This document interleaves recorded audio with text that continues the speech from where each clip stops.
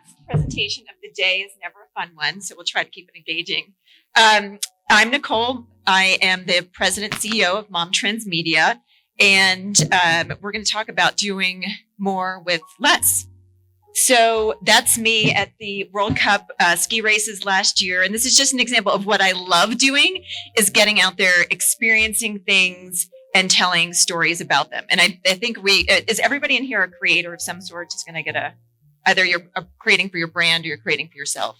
So we're storytellers. We don't love to be trapped behind our laptops. So we're going to talk about ways to get us out telling more stories. And after we've created a really great content, making the most of it. And Kay, who will be here momentarily, will follow up with that. So we've got,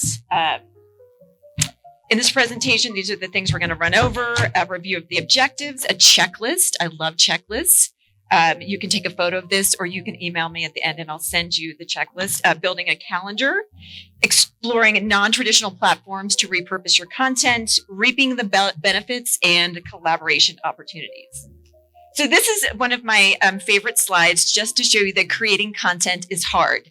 There were 2 bathroom breaks involved in this photo, multiple Cheddar Bunny snacks. I definitely had M&Ms hidden in my pockets as well to bribe my kids, because talking about getting kids outdoors isn't easy because you have to take the kids.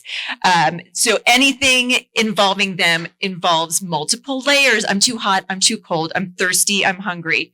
So I really have to plan ahead when I'm creating this content.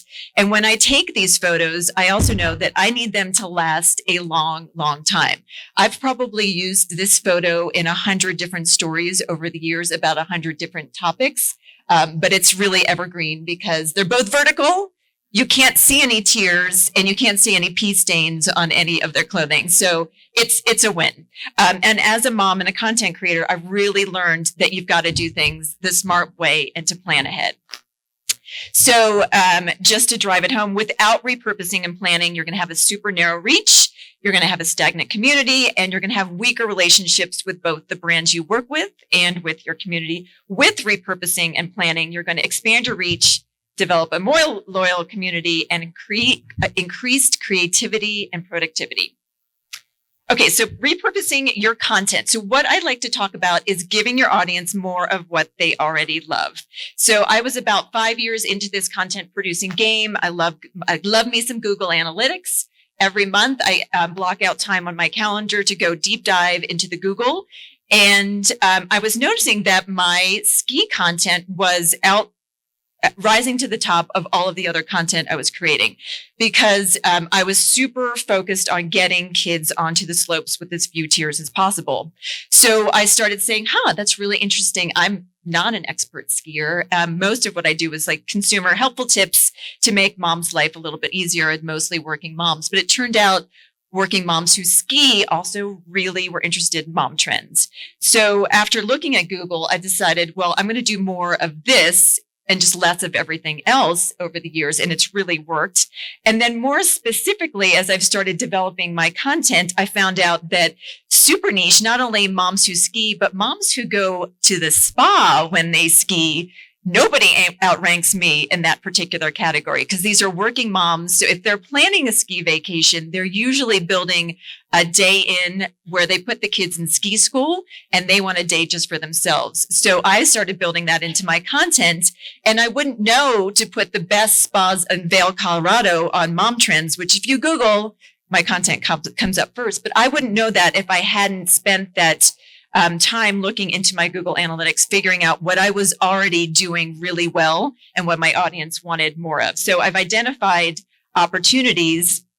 And now when I go to a resort, so I've got, I'm supposed to be going to Tahoe coming up. It was canceled because of COVID. So I'm supposed to be going back. I'm definitely going to be building in, it's only responsible journalism, some visit to spas when I go there, because I know I already rank for that on these trips. So I'm already thinking, like, when I go there, not only am I going to get an article about skiing with kids in Taos, I'm going to get that spa article as well.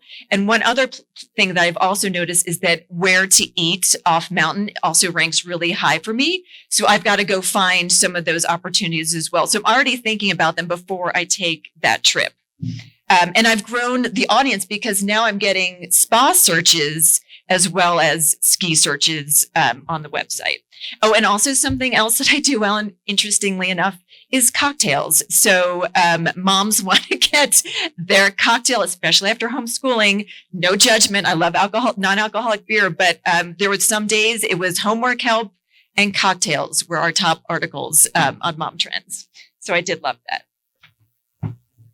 Okay, so before I go into creating anything, and we're all in the outdoor industry, so before I'm going to go into a product review, I'm going to go onto location, I'm going to have this content checklist. So I'm going to create vertical video. Those are going to be on TikToks. If you're a TikToker, it's going to be on Instagram stories. So I'm going to create those. Then I'm going to flip my camera horizontally. I'm going to create Facebook content for video there and also YouTube content. I'm going to get low res images, kind of lower stakes images for the websites and for socials. I'm also going to try and get some high res images. Sometimes I do hire a photographer to meet me on location for a day. And if I'm hiring a photographer, you better believe I'm not just going to be shooting something about skiing at Vail with kids, but I'm going to have a backpack that I want to shoot. I'm going to have a down jacket that I want to shoot. I'm going to have some ski boots I'm going to want to shoot, and usually snacks for the kids or some other consumer brand as well. But if I'm going into those high res images, I'm going to have 10 things lined up just because if I'm spending money on a photographer, I'm going to make sure I really get the most bang for that buck. And those high res images, we're going to talk about this later, they're going to go on the covers of my guides that I'm going to produce later. I'm going to get sort of a generic backpack shot that I'm going to use on the front of that gift guide, or I'm going to use a snack shot on a what to feed, trail food for the kids.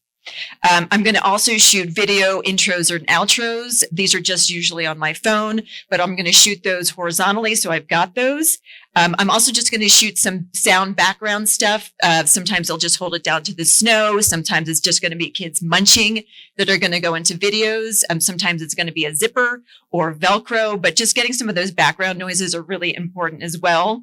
And then whimsy, you can always use another header, another photograph that's going to go into a graphic that you're going to use for instance, a presentation that you're going to do at an event. So just shoot a couple extra whimsy things. And I have a folder on my all of my photographs that's just a whimsy folder, and I've got it broken down by season. So when I need a good background for X, Y, and Z, I already know that I've created it when I've been out on location. So definitely you're going to want to label all of these things as well. And if you're flying, I usually find the flight home is a great time to edit photographs, just delete things, and also label, and make a lot of subfolders so you can keep everything straight. So you've got my checklist. Then I have my assignment calendar. So when I'm going out, this was in Vail, early season. Actually, it was in Copper. This was early season. So I was going to cover Windward, has a great indoor facility for kids. I was also covering Ski Butler, which they do on location services for you. They deliver skis to your hotel room. I was reviewing a jacket for Arctica race jacket is the red jacket I had in there, and Skeeta neckies. So I knew I was bringing 5 things to this particular assignment that I was shooting. And I did have a photographer one day, but this was just a selfie picture. But I knew on site, I had a checklist that I needed to get stories for those 5 particular things. So I was shooting a lot of things vertically to get those stories. And I had a checklist at the end of the day in my phone, and I would check off, did I get all of my stories done for the day? 1 week after the trip was done, then I will load, I've already edited on the plane. I've come back. 1 week after, I'll put some video clips up on Facebook. 2 weeks later is usually when my content goes live with all of the websites, the website posts that I'm going to do. And then after those 2 weeks, I will go back and repurpose this new content. I will have done a roundup of best places to ski with teens, another top performing article, but I will go ahead and put this new Copper content and link it back to that teen article that I already have. And then 3 weeks out, that's really when I'm updating my best of posts. Maybe I found someplace new to eat when I was in the Copper area. That's going to go into the food posts that I've already created. And then yearly, We have our gift guides that we produce, but we also produce on-location guides for families that ski and ride. And I'll update those guides that already exist with the new experience that I had created that particular year. So I've talked about really traditional platforms. We're all on social media. We've done all the things I've talked about. Now I'm going to talk about exploring some non-traditional platforms. So the cover here is a digital magazine that we created. This is one of our ski guides. It's the Vermont Family Ski and Snowboard Guide. It's a digital magazine that lives on a platform called Issue. From these new magazines, I've picked up 1 million extra views in the 5 years that I've been producing content without having to create a new article. So using the Issue platform has just taken things that I've already written. I put it into a digital magazine format, and I've gained 1 million new readers from that. And also was able to get a 10% increase on our advertising budget because I sold ads into this digital magazine. So we were able to sell additional ads on content that we'd already created. I got new viewers from this as well. People who discovered me on this digital platform then had become users of our social media as well. So I've created content guides that were overall, but now we're going into more niche. So the first one we created was Vermont. We were supposed to do Utah last year, but COVID sort of took me in a different direction last year, but we will have one for Utah. Colorado, we may break up into a couple sections for it, but I definitely feel that there is opportunity there within Colorado as well. You can update it every year. I try to go with fairly evergreen content within them. There's usually a cocoa recipe. There's a checklist. I'll show you in the end. So a printable checklist to get a packing list for your kids. Great places. There's usually top 3 places for teens, top 3 places for never ever skiers. Spas, of course, there's going to be a page on spas. There's usually a cocktail in there. So it's rather formulaic with content that is specific to that particular region. So the content opportunities, we talked about the Issue one before, but print marketing in general, so printing out guides that can be used at the check-in here. So maybe you have a partnership with a hotel and you say, okay, I'm going to give you the 5 best trails nearby your hotel. You're going to pay me XYZ amount of money. I'm going to print it out, leave it on your check-in desk for you. It's great for them servicing their the families that come to them. It's great for you because you're getting new readers. So sometimes thinking about offline can be a great opportunity. Printing is pretty cheap and fast now. A lot of people can print in 3 or 4 days, so you can update it pretty quickly, but finding those particular partnerships is fantastic. And then also for consumer facing shows, saying that you're going to produce, a ski guide for your local ski retailer who's going to be at a ski show and saying like, okay, you can print my guide out. You can have the back cover because I can create it for you. So I always leave my back cover empty to give it to a particular brand. So they can own that back cover. I can print the copies for them. They'll have it delivered at their booth. And then they have something other than a card or a coupon to give the families that are engaging with them at these particular trade shows and front events. Postcards are another super easy way to test this. So if you've got any checklists, recipes, things you've already created that you can find a brand partner to work with for them to print to give out to their consumers, you've done the hard work of shooting the content, creating the recipe, creating the trail maps, what have you, but you're going to give it to them to then grow their audience and grow your audience as well. Ebooks are another great way. Issue, you can have a paywall with Issue where people can pay for your content as well. I've gone with charging advertisers before they go in and making the content free because I wanted to have more eyeballs. But you can also go with the route of paying for subscribers to go on to get your ebook. Ebook growth was up 16% in 2020. I see it going nowhere but up from there. And a typical ebook is short. It's about 2,000 to 2,500 words. So any of you who've done long format writing for publications, that's like 1 or 2 travel articles for you. You've basically already written ebooks. So now you just need to market them. And then podcasts, taking the stories that you've already told and then marketing to some of the great podcasters who we've met here is another great way to repurpose your content and make sure that it gets out there.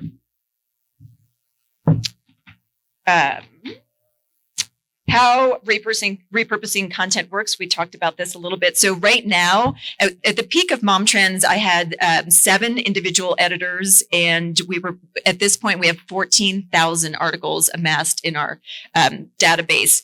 So now I only have 2 editors, myself being one, and I have one other editor. In our traffic, we're producing 40% less, 40% fewer articles per year, and our traffic is up 20% each year. So I'm working a lot less. I'm really developing my outdoor passions, but our traffic is getting better and better. And I would also say our articles are getting better and better because I know what my woman wants and I'm just giving her more of it.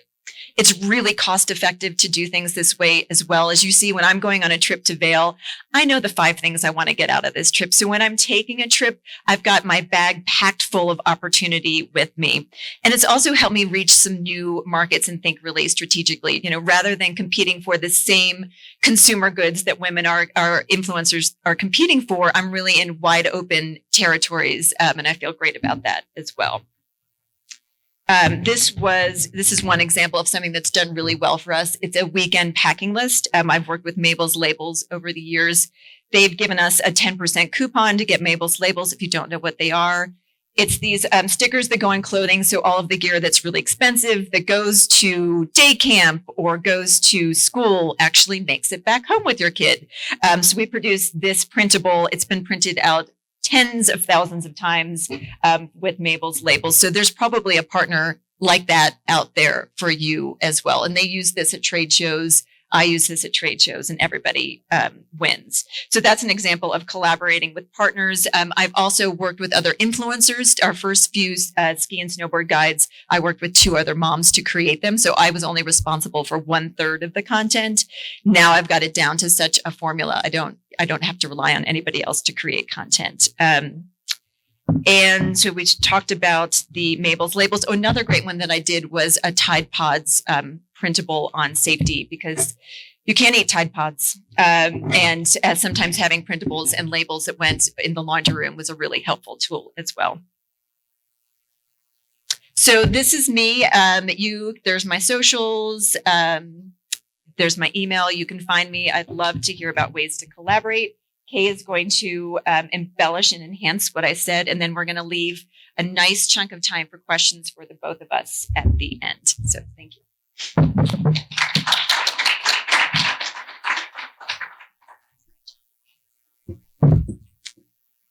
All right. For those of you who don't know me, my name is Kay Rodriguez. I'm the founder of urbanoutdoors.com, which is the only outdoor media site dedicated to urban outdoor adventures.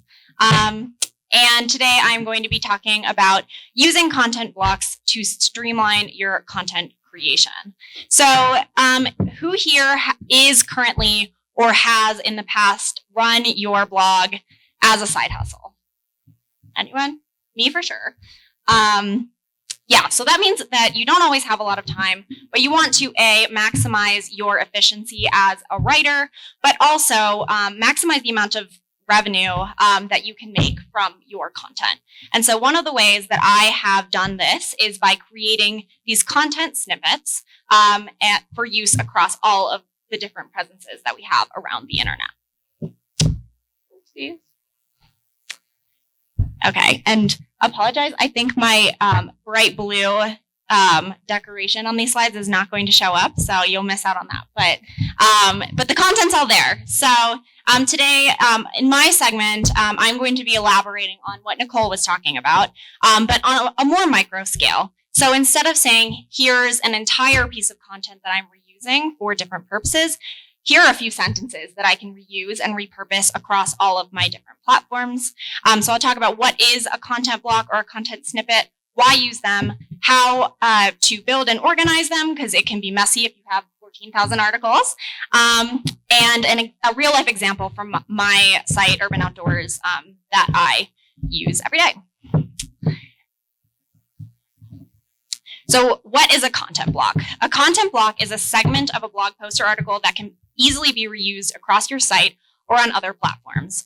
Why write something more than once if you can just reuse the same exact piece of content across your different areas where you're saying the same thing or you need to provide that same piece of information? Now, I think Nicole did a great job of talking about this from a digital assets and media perspective. So like reusing photos and video, both snippets and longer form across your different platforms and social media. But a lot of the times I do this as well with written content, particularly when it comes to writing different articles about related topics. So why use content blocks? First of all, they speed up your content production time pretty significantly. And I'll show you exactly how I do this in a couple of slides. But I will say that most of the articles on Urban Outdoors are over 2,000 words. So in Mom Trends terms, that is an entire ebook. And we have hundreds of them. And so, in order to rewrite an ebook over and over and over again, sometimes 7 to 10 times a week is a lot of work. But when you can bring that process down to only rewriting or only creating the parts of the article that aren't represented on other parts of your site, you can save a lot of time. Second, you can ensure consistency across your platforms. You can ensure that the way that you describe a certain hike or a certain activity or even a certain piece of gear is consistent across your different platforms and your different touch points with your audience. You can provide relevant recommendations across your site pages, not only for gear and affiliate type marketing, which I spoke about in the session next door last, but also providing relevant recommendations for other content on your site that you think those readers would be interested in, maximizing affiliate revenue, and engaging new audiences, which we've already talked about quite a bit. So I know these are kind of small, but building and reorganizing or organizing reusable content blocks is a really important way to make them effective for you. If they're all kind of a mess everywhere, then it actually doesn't save time. And I know this from personal experience because I was not the most organized person when I started my site. And, if you want to reuse things and maximize your efficiency, then you really need to be organized about it. So I use WordPress. Who here uses WordPress? Okay, so a good majority of people. WordPress, obviously, a few years ago, changed their content editor to Gutenberg. And the Gutenberg block editor is a great way to organize your content reusable blocks. So what I do is literally, as you can see on the slide there, I am creating a reusable block. You just click on the vertical triple dot, and you can say add to reusable blocks.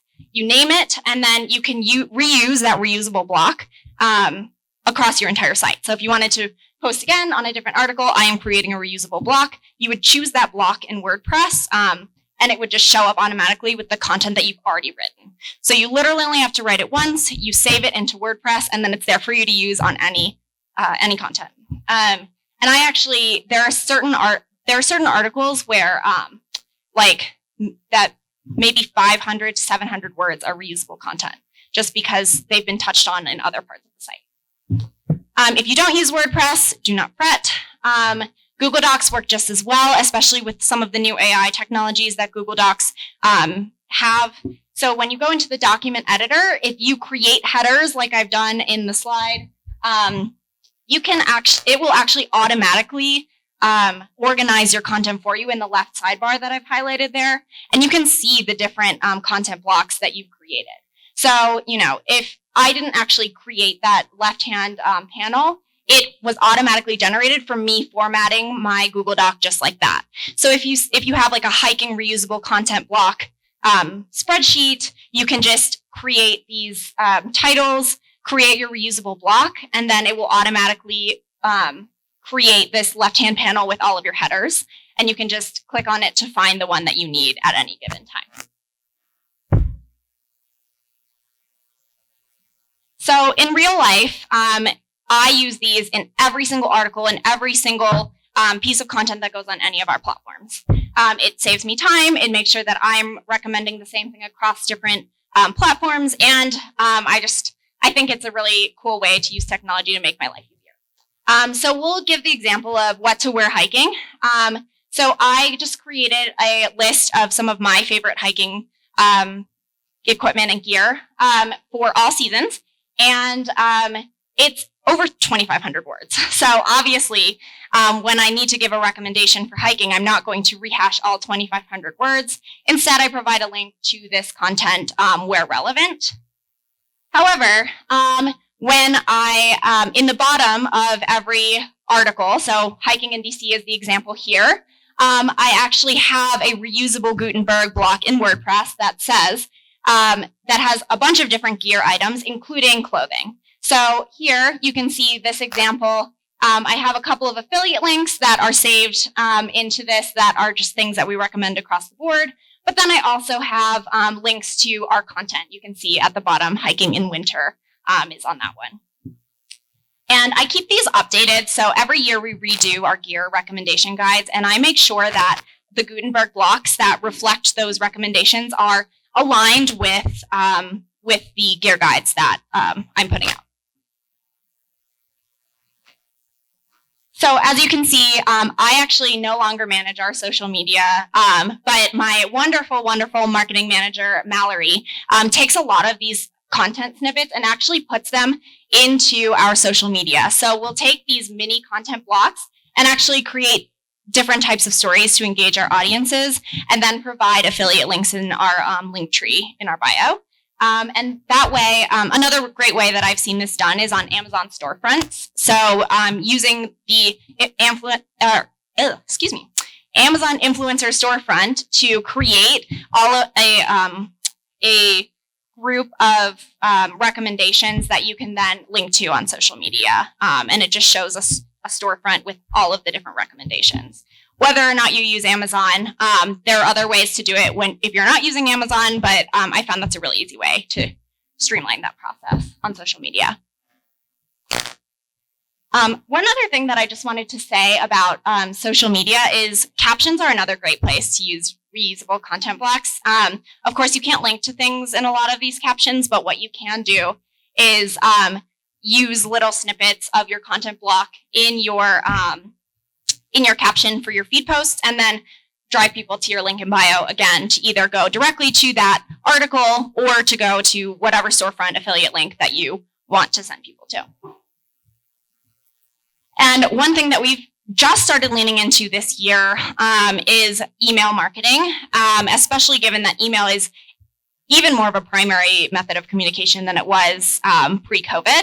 And so we try to make our emails fun and engaging, but also we don't want to reinvent the wheel every single time. So what we do is in our email sequences, we will not only link to the content that we have on our site so that people can get a more comprehensive view, but also we'll use, again, these day pack or these packing lists, gear snippets to be able to share those recommendations with people over email. And if you have more questions on email strategy and reusing those content blocks, I'd be happy to answer them later because it's kind of a wild world out there. But sort of the bottom line is that in our email newsletters, we do repurpose content from the site, these content blocks, and we put them directly into emails so that those people can buy gear that they need, they can have hiking recommendations, and we don't have to redo pretty much any of the work.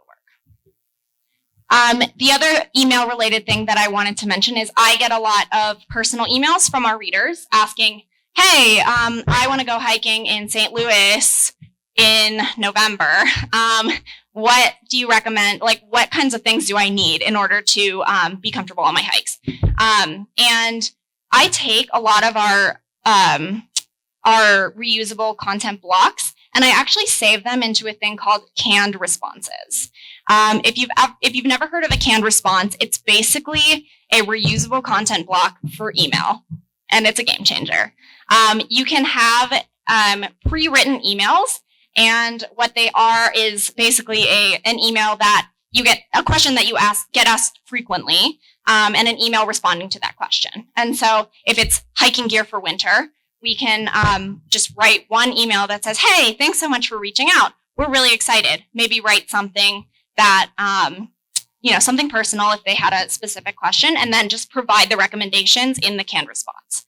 Again, if you have questions about setting that up, happy to talk offline. It's a little bit of a process, but it's not too complicated. And it does save a lot of time if you do have that personal connection with your readers often and you want to be able to make sure you're being consistent with them. So in summary, content blocks are short snippets of content. They are usually grabbed pretty much directly or altered minimally from a piece of content that you've already written on your site. And you can organize them either directly on WordPress if you use it or on Google Docs. I use them to save time and increase revenue both across ads and across affiliates. I repurpose my content blocks for all the platforms that I'm on, email and social being the big ones. But I was just in the podcasting talk earlier today, and you could definitely do it for that as well. Pretty much any format that you're communicating the same information to your consumers is one that would be relevant for using reusable content blocks. And like I mentioned before, organization is key. If your content blocks are a mess, they won't be very helpful to you. So finding the right method to organize your content blocks, making sure that you have the right content blocks in your organized toolbox will help you greatly in saving time and using those content blocks in the way that they're meant to be used. So again, here's my information, and Nicole and I are both happy to answer any questions that you all have about repurposing your content.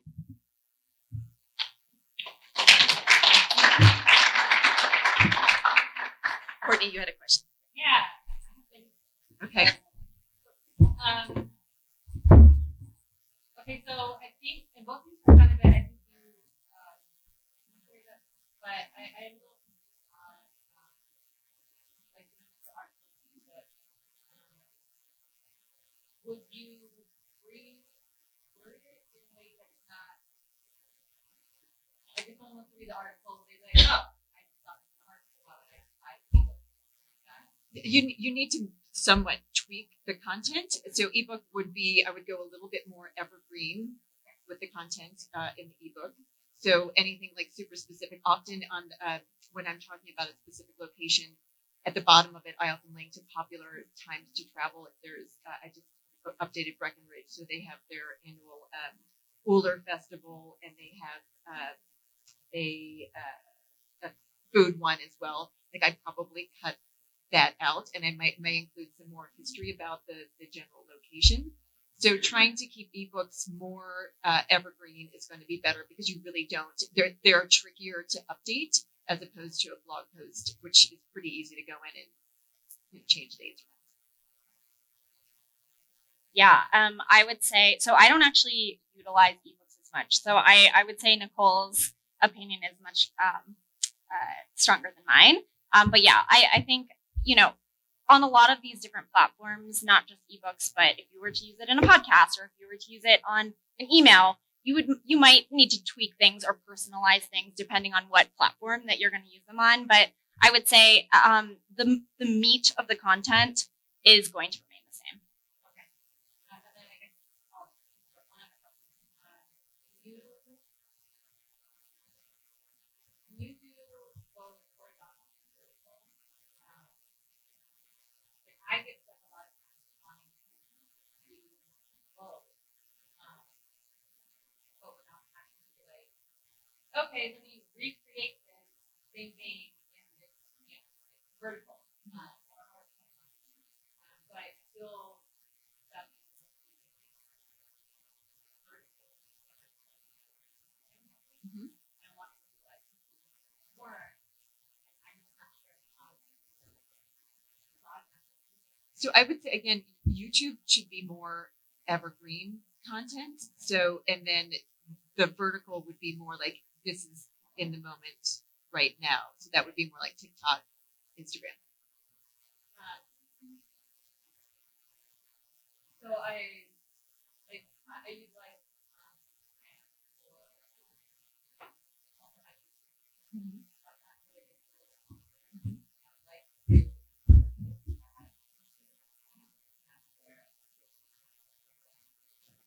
I mean, unfortunately, the platforms know that, and they want you creating just for their special platform. So, yeah. So what do you do when you? I- What do you do when you get? I mean, I know. So when I'm shooting a YouTube video, it's an evergreen content about a visit to Breckenridge in general. When I'm doing IG for Breckenridge, not my favorite. I mean, fine, but I'm not trying to give them so much content. But when it's more in the moment things that I'm creating when I'm creating the vertical imagery for them.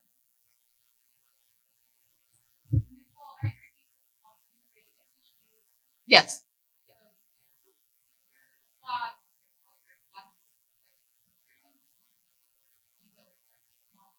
Correct. Yeah. You can use other platforms. I just have a subscription. I pay to use Issue every year, so I try to keep everything in there. And once you learn a platform, once you learn how to upload, it makes life easier.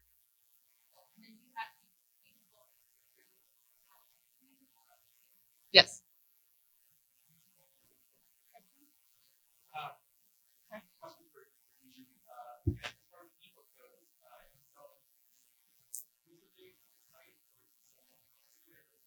So I don't, as I said before, I don't sell my ebooks. I give them away for free, and I sell advertising against it. You can. There's probably ways, but Issue would be the middleman with collecting money for that. I mean, I know you can do it on Amazon as well, and Amazon would be the middleman for collecting the money as well. But I think you want somebody as a middle person collecting money.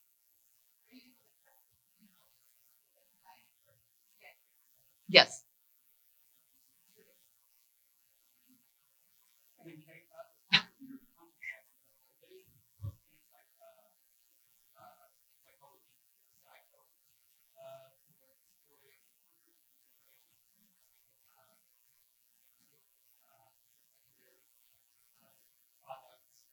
Yeah. So an example of this would be like one of our most popular articles is best hikes in DC. You have the content on DC, which is specific to hiking in DC. And then at the bottom, obviously, you want to say, you know, what should you bring for hiking in DC? And so we have a couple of different ones that we use depending on the location, because obviously hiking in Florida would be different than hiking in Washington. But we basically, yeah, it's like content that would help the reader be able to mobilize that experience. So here is an example. During the holidays, we do reusable blocks about good gifts for this type of person, whether it's hikers or climbers or runners or whatever. And sometimes we'll do it with just a plain affiliate link. So for New York, for example, most people don't have cars, same with Chicago. And so we have a transportation, like a little transportation thing where we talk about some of our rental car affiliates. And so those are just like additional information to the main content of each article that remains the same for most, if not all, of the different hiking content articles that we do. Yeah. Okay, Kristen.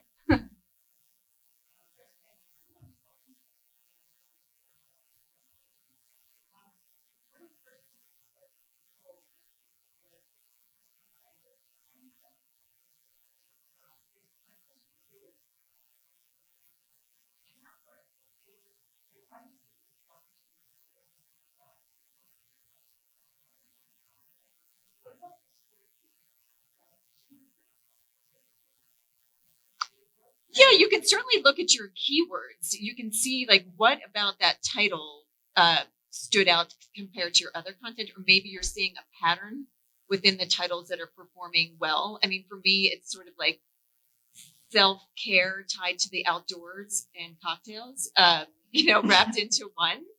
So that's how I've identified the trends performing within Google.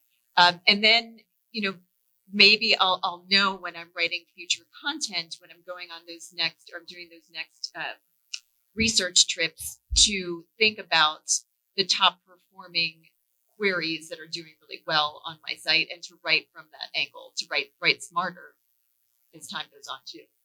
So now I just have to have a cocktail and a spa trip wherever I go. Tough life. Yeah. Yeah.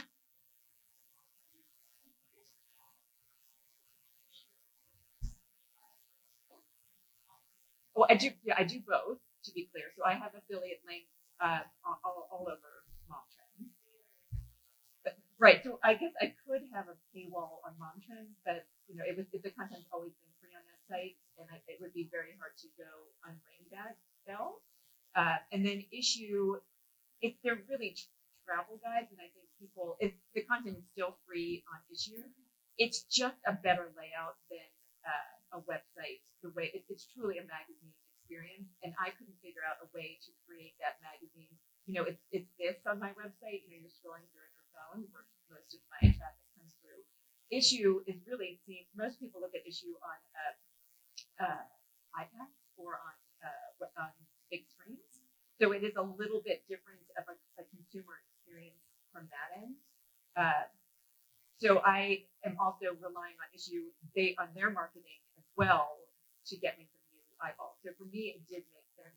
I don't put everything that I do on Issue. It's very super strategic. For me, it is my key content. And interestingly, one of the mistakes I made earlier days, I tried putting our gift guides on Issue as well, and that was just dumb because I was losing traffic to Mom Trends. It was like one more click. I was promoting my gift guide on Mom Trends, telling them to go over to Issue to shop this thing, and I was losing people along the way. So I wouldn't put a gift guide on Issue. I put principles on there, and then I put really travel things, anything that you think somebody would want to sit down with their tea and have like an experience with, then I would put that on Issue.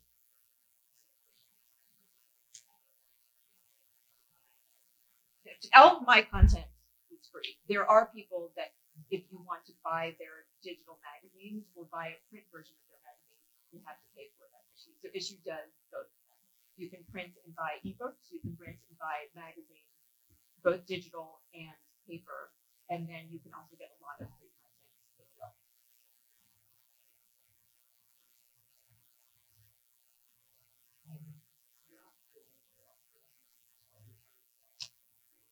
That is a great question. In the beginning, I did hire a graphics person to do the layout for me.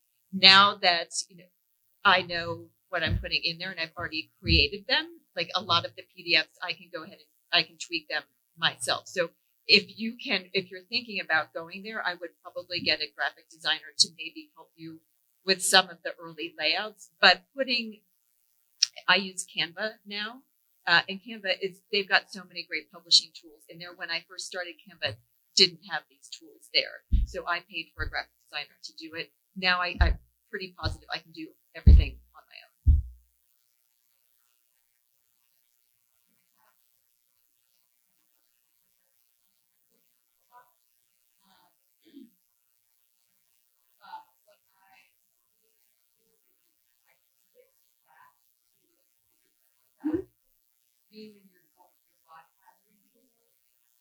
Sort of. So, my reusable blocks usually consist of a combination of written information, sometimes links, affiliate links, or occasionally links off platform to a very relevant, like if it's like a resort or if it's some kind of activity or a local business that I want to showcase across my different content.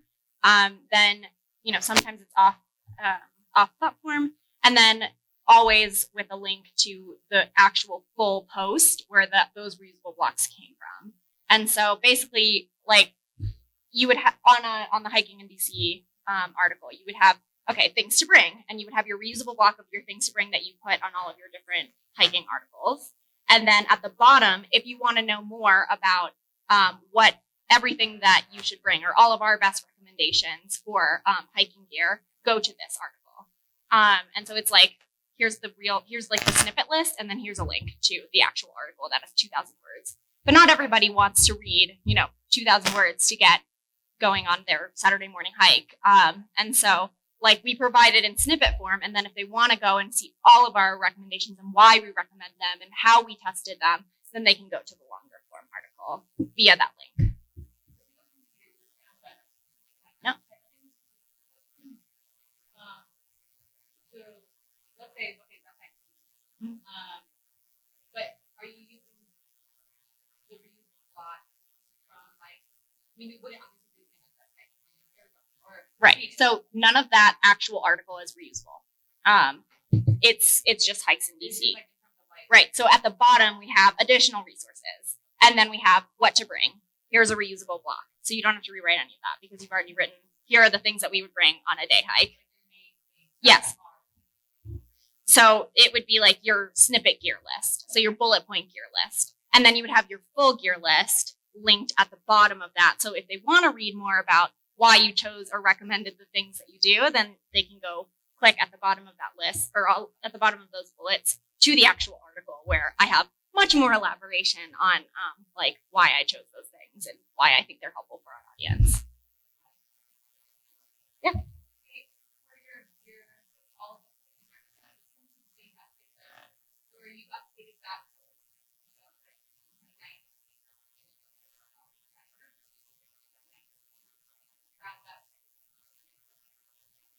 I update the post itself. I do that for SEO reasons because I'm a big SEO person, and once my post is ranking, I want it to stay there. So writing a new post,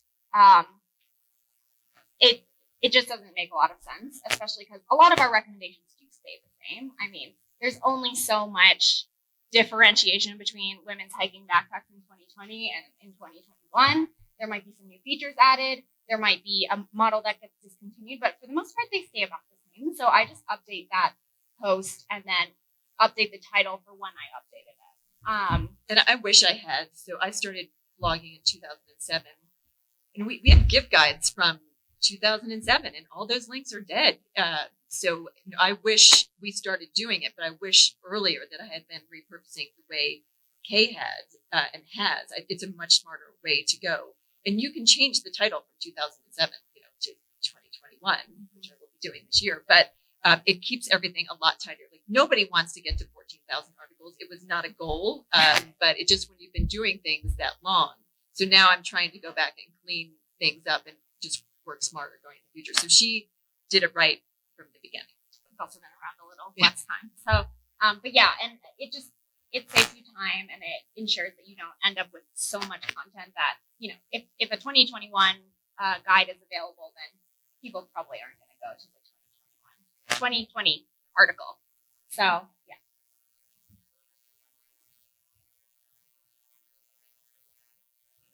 Yeah?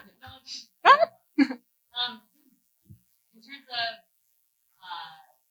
changing, updating, or I guess it doesn't. If you've left 2021 out of the So if you were doing you could have, this is not a real example, but urbanoutdoors.com/hiking-gear. And then you could just change this title to be parentheses, edited for 2020 or edited for 2021. And that would not affect the permalink. It wouldn't affect, in theory, it wouldn't affect your SEO, although there's debate on that. But, you're just changing the title. You're not changing, the permalink structure.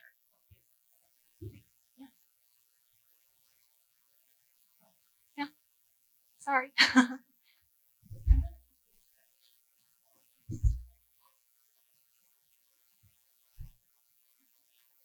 I make money from issues because I sell advertising against it. So when I loaded in the Vermont, you saw the slide there, that's the Vermont ski guide. Mavis Labels was one of my advertisers in there. I can't remember what the other ones were, but they were advertising dollars who knew what they were getting, and they bought advertising, so they got a page within that issue. Right. Yeah. And correct. Yeah. I've been working with them now for 15 years, so every year they come back to me and say, "What do you want to do this year?" And last year I said, 2 years ago I said, "I want to make a ski guide for Vermont." And they said, "Great, I'm such a trusted, entity for them that I come up with the ideas on how we're going to get the message out about their stickers, and they just trust me to do it." Yeah.